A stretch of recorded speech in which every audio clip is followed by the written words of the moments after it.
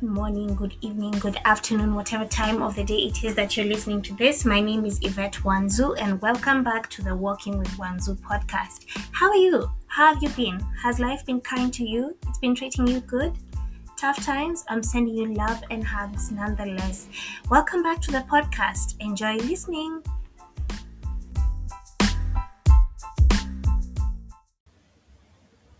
Hello, guys. How are you? Welcome back to the podcast. Thank you so much for taking your time to tune in and listening to this episode. Thank you so much for all the feedback that I have gotten. Now, today, this is an episode that is very close to my heart. All of them are, but this particular thing that we're going to discuss is something that's very close to my heart and something that I am very passionate about.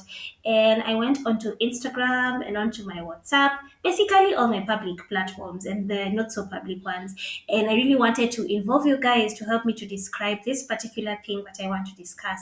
And so I put out a prompt and I asked, what is love? Can you help me define love? What love is to you? What love means to you in one word? And I got a number of responses, and those are the ones that I want to share as we break down this thing that we like to call love.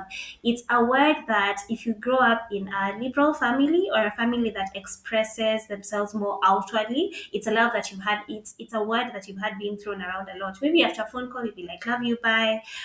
Maybe if you're going through it, or you're at a space, or you're in a space where you need affirmation, then you'll be told things like, "I love you," or "I love this," or "I love that." So it's a word that we use a lot. Sometimes a bit too loosely than I would like, but we're all familiar with the word love. Now, how we describe it, how we understand it, how we express it is where the difference comes in. So, without further ado, let's unpack this thing.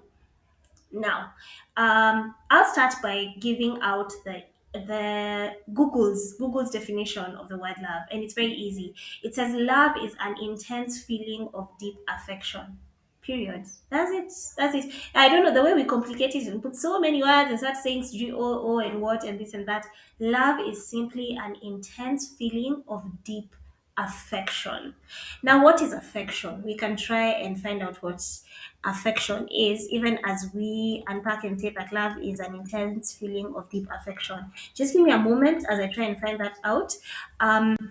Affection is a gentle feeling of fondness or liking. So, what we are basically saying is love is an intense feeling of deep fondness and liking. That's what love is. It's also a great interest and pleasure in something, because we not only love people, we also love things.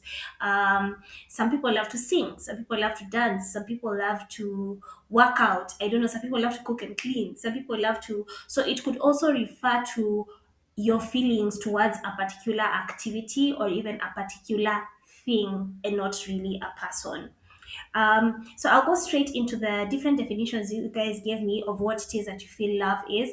This one was mentioned twice, so I feel like a lot of people resonate with this one, and it's love is beautiful. Love is beautiful. Let me tell you, when you get it in its raw, pure, like unfiltered kind of form, love can be and is such a beautiful thing. Not only is it beautiful just to see, even if it's not you who's experiencing it full blown, but it's just it's a beautiful experience. It's a beautiful thing to witness, and it's just a beautiful thing to have have experienced, really, maybe even once in your life, or whatever time or point it is that you experience it. Love is beautiful. Love is beautiful, don't get it wrong.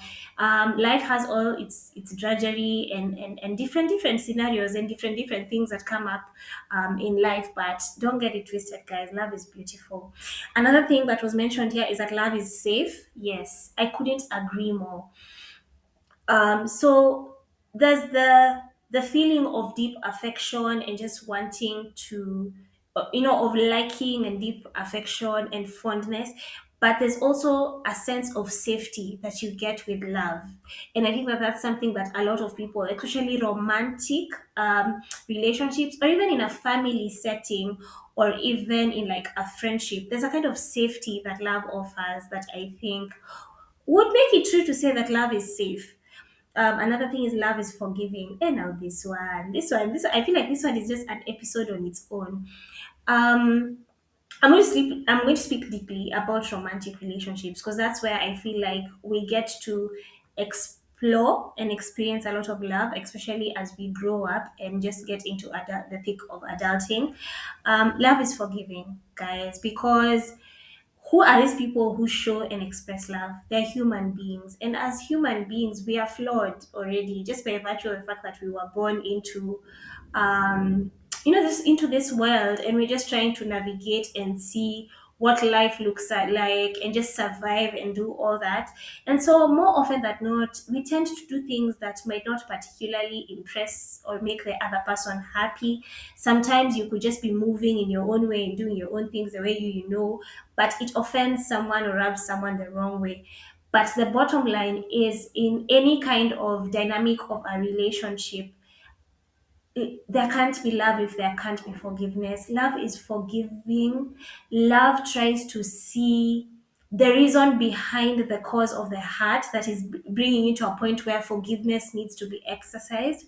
But in so many relationships that we see out here, and we're just like, these guys are really doing it. These guys have the cheat code. These guys are really killing it.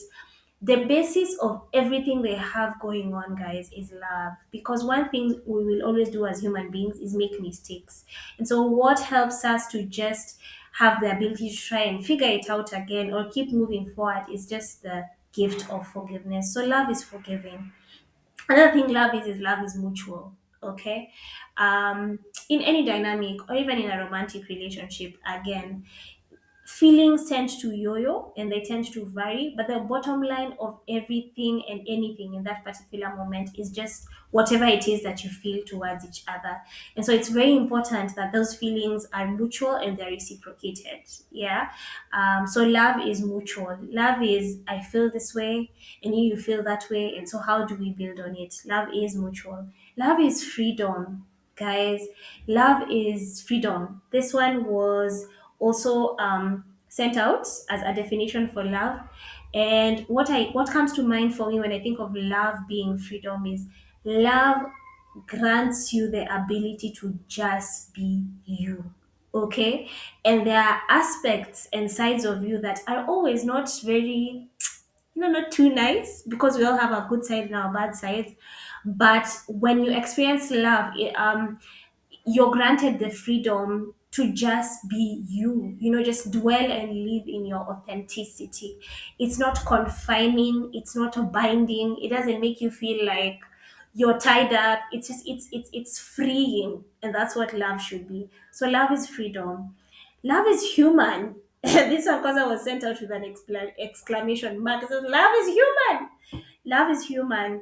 And they proceeded to say, it is happy, it is sad, it is angry, it is accepting, it is accommodating, and it is caring. And I couldn't agree more with this particular definition because, again, as we circle back, who are these that are expressing and receiving this thing called love? It's human beings.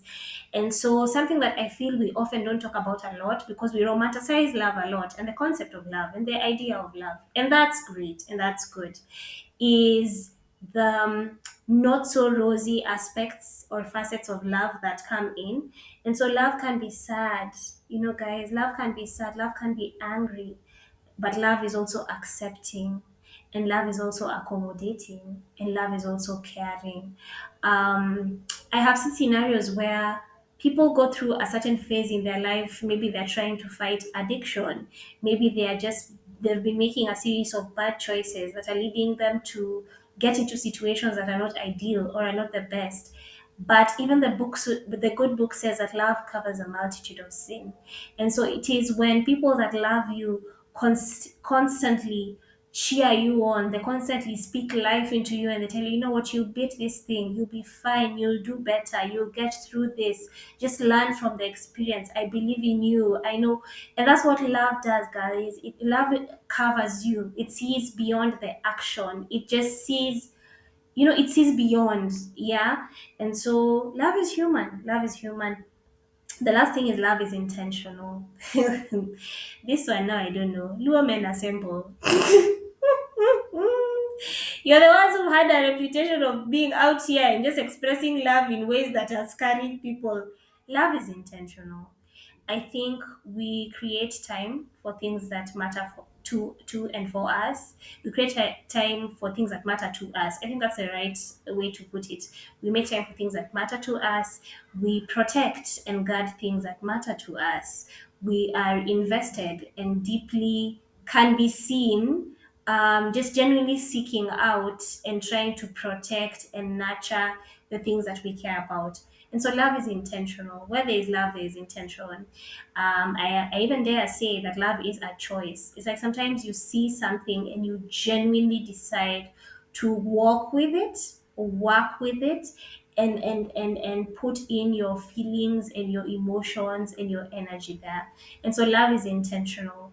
If you have a loved one, you need to make time for them. You need to make time to get to know them. You need to make time to get to know what's going on with them. You need to be invested in the things that they like. Like you need to be intentional about perhaps walking the journey with them or just being present.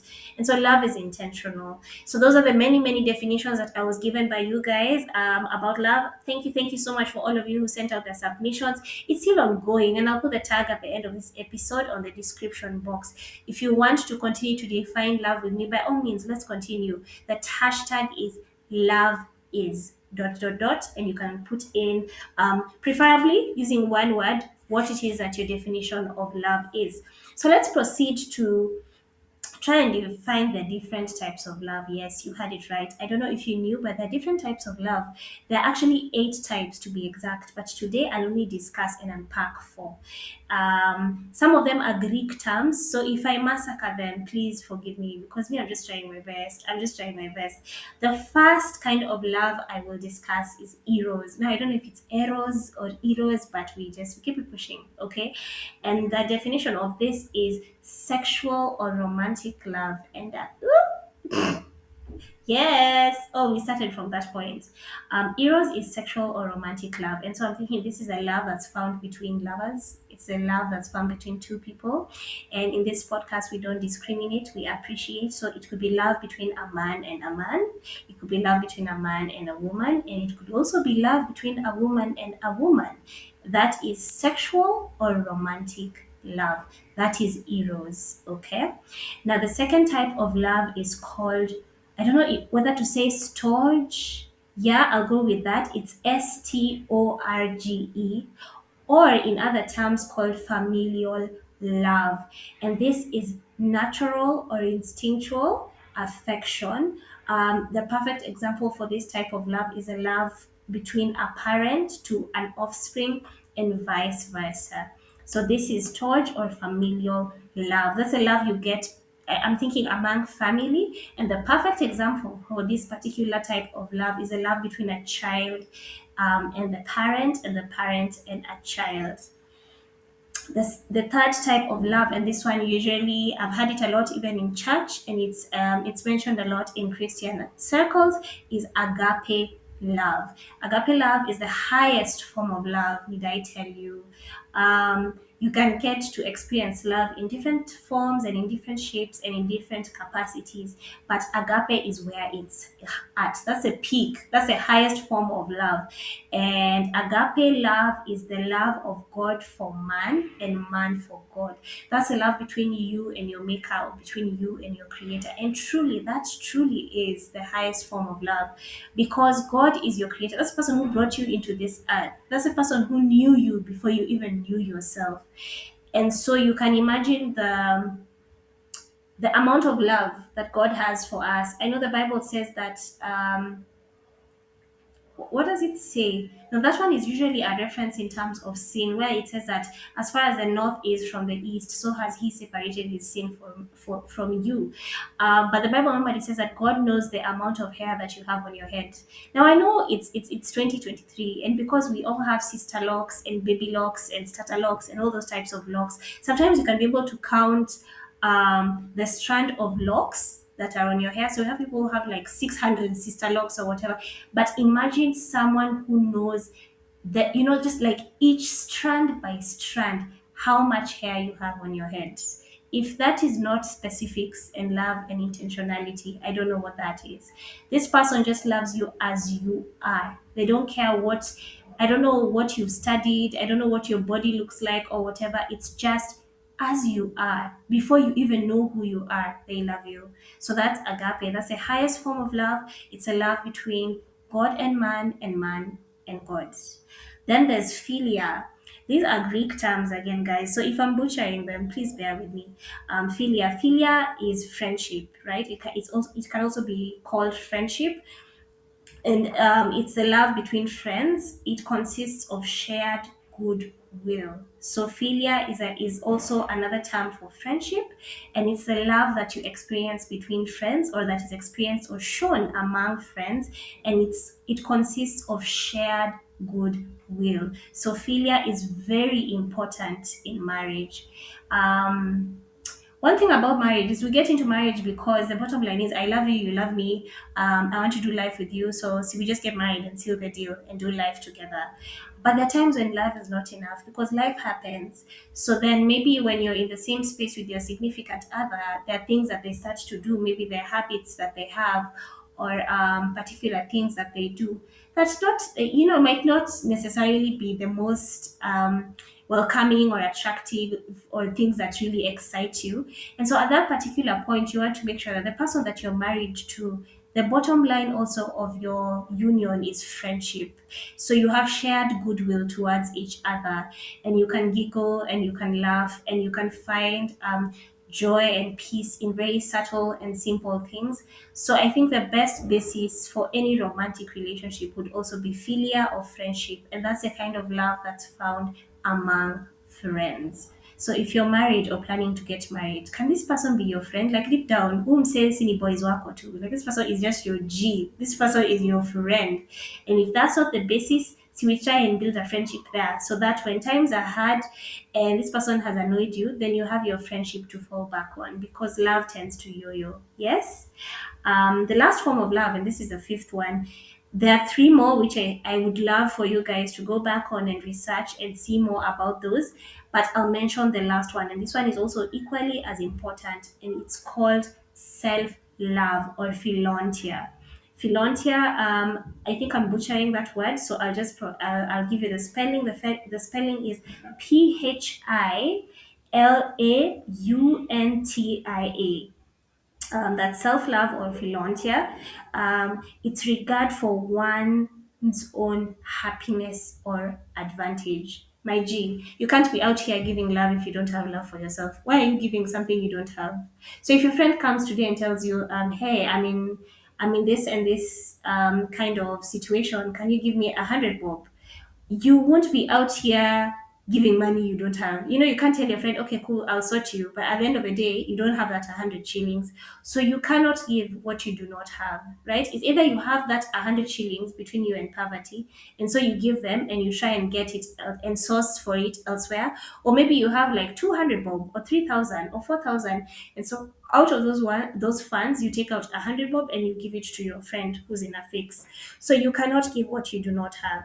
And don't you want to go through life having regard for your own happiness and advantage, doing things that will elevate you, things that will profit you, things that will benefit you, things that will make you happy, truly, that will make you enjoy your existence, or the fact that you're here and you're just reveling in the gift that is life? Yeah. So, guys, it's and self love requires a lot of work, and I feel like life deals everyone different kind of scenarios, and people really struggle with self love. Some more than others just as much as others in a way that is not that bad. It yo-yos, but a lot of that's something that a lot of people do not like to admit that they're struggling with. And so it manifests in different ways, in how perhaps you judge people too harshly, or how you just look at people and think, I don't know, I wouldn't do that, that was me. Sometimes a reflection of how you judge people or treat people is a reflection of how truly deeply you feel about yourself. So if you're constantly spewing hate and judgment and bad vibes, that is a good indicator of where you're at with yourself and how it is that you're relating with yourself or feel about yourself.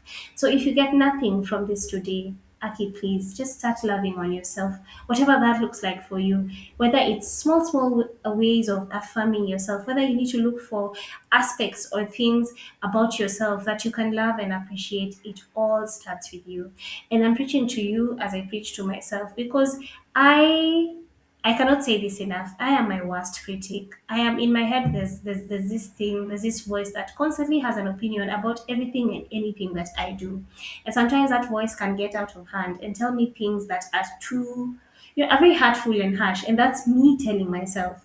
And so I've consciously tried to put structures in place that will affirm and just help me get to a point where I genuinely love on myself and appreciate myself. And it's a journey. And I think self-work is something that never ends, but it pays off and it starts to show when you're intentional about it and when you're putting in the work. So please love yourself. Love yourself, yeah. Let's practice a bit of philanthropy, or is it self-love? Love on yourself. Make it your life's purpose and your life's goal, really, and your priority, to have regard for your own happiness or advantage. Now we're almost coming to the end, and this one is something that I'm always dying to share. I feel like this is something that I discuss a lot when I'm getting to know someone, because we outside, baby, and we're trying to find love. So when I go on first dates, or when when I'm trying to talk to someone or get to know someone, I have identified a person, or they've identified me, and they're just trying to get to know my awesome self. This is something I discuss a lot because I'm very intentional with the people that I love or the people that I have around me. And I like to receive love, but not only do I like to receive it, I like to give it. And when I'm giving it, I want to give it in a way that the other person can appreciate, or in a way that the other person would love to get love. And so it brings us to the five love languages. If you've been living under a rock, it's okay. It's okay. Now is a good time you're out, and it's good that you're out while you're listening to this particular episode. Um, so let's unpack. There are five main love languages. If you're wondering what a love language is, it's basically just how you show and like to receive love. For many people, that's how we can break it down. The first love language is affirmation. This is one of my favorite love languages.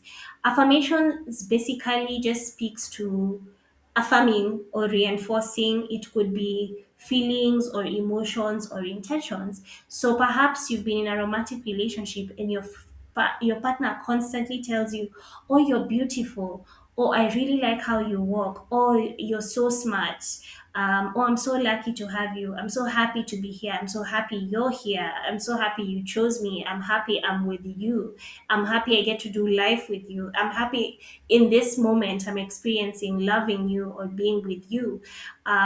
"Oh, you're kind, you're good, you're handsome, you're hot, you're this and you're that." So when your person or your partner is constantly affirming you, then that's one way to show love. um I know, a lot of people, like I said before, struggle with self-image and self-esteem and self-worth and stuff like that, or even self-love, really.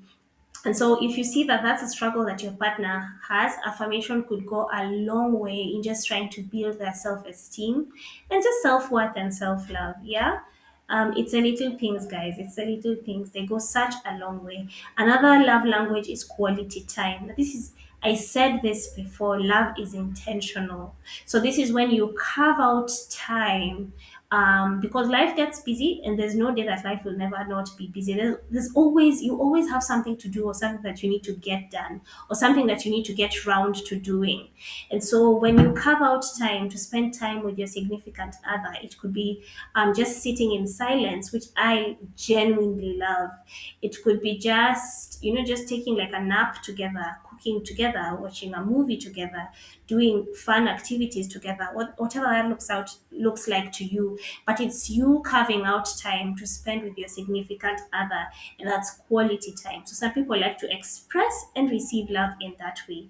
The third love language is physical touch, which is also one of my favorites. There's just something about just getting touch. A nice warm hug from your aunt, from your mom, from your best friend, from your baby, from your daughter, from your son. it hits different. It even gets better when it's your loved one or your significant other. It's the unsolicited peck on the cheek. It's the unsolicited kiss on your forehead. It's when they rest their arm on your thigh, or when they give you, those hugs for behind. You're just sitting and you feel someone wrap their arms around you. It's the little things, guys. And so physical touch, for people who like to be touched and like to be held. And so there's a form of security that just comes with being embraced, that you get, especially in a romantic setup. So some people do appreciate that physical touch. For some people, this could be a bit triggering. So you want to try and gauge the person that you're getting to know, or the person that you're trying to love on, by using physical touch as a love language. Because it can also go sideways real quick, especially for someone who might have experienced some form of abuse. You want to be careful how you move around them in terms of just expressing love through physical touch. The other one is acts of service. This is when your boo cooks for you. They do small things for you that would ease, maybe certain things that would ease a task, or just make it convenient for you in a way that you in if what am I trying to say? It creates some form of convenience, right? And the only way I can think of, because I've had a partner who does that, who has done that for me, is they can either cook for you, or just do something special for you that is a service. They can give you a massage, they can give you a back rub, it's the small things, guys. It's actually the small things. And then the last one is receiving gifts, which also me, I love. I don't know. Now I'm starting feeling like, I feel like if you guys love me and you really love this podcast, I should put an M-Pesa number below after this prompt, and you people can just come in and shower me with love in my M-Pesa, because that's another way I genuinely love to receive love. And I love thoughtful gifts. I think people usually communicate a lot, and when we pay attention, you can tend to be a very good gifter. A lot of the times, people will communicate things that they'll need. Someone can say, guys, I really need headphones. I really need headphones. I feel like I want headphones. Or someone could be saying, you know what, I really want a yoga mat. Like, I'm really fascinated. I'm starting, I've tried yoga, or I'm doing it, and I really need a yoga mat. Sometimes you'll hear people say small, subtle things that they need and that they want, and that can be able to help you to preempt, or to know what it is that they need, or what it is that you can gift them that can be very useful to them. Um, I think if it's a romantic relationship, or anything really that's going on, the basis of any relationship is usually love. It's you love me, I love you, full stop. Yeah. And so love is many things. Love is understanding, love is accommodating, love is understanding, love is accommodating, love is kind, but love is also personal. How you feel, how you get, and how you express love is very personal to each and every individual. And so I don't know what that looks like for you, but I do know that love doesn't hurt. I do know that love is not disrespectful. I do know that love is not something that you have to work for, and you have to prove that you're really genuinely just worthy of love, and you're the one that needs to be loved in this moment.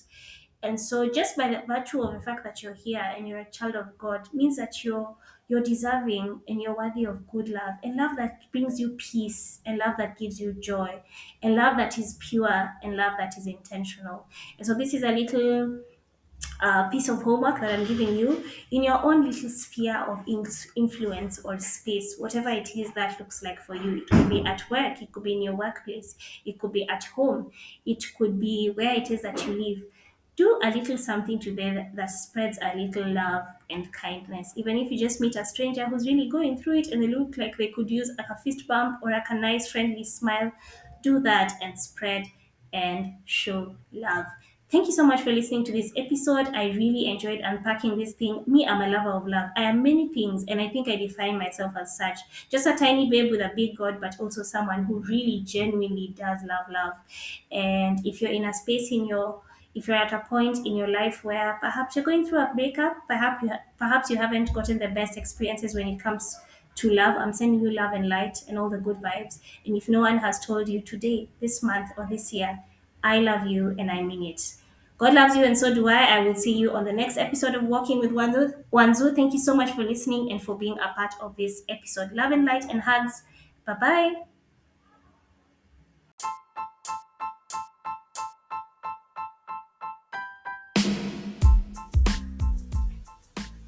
Thank you so much for listening to today's episode and being part of my journey. I would love to hear from you. Find me on Instagram at Yvette Wanzuu. Find me on Gmail at tewanzuu@gmail.com. Feel free to write to me so that we can interact and get to know each other a little bit better. Thank you so much for being part of my journey and for walking with me and doing this thing called life with me. See, we just do life together. Amma, have a good one. Sending you love and light, and I will see you on the next one. Bye.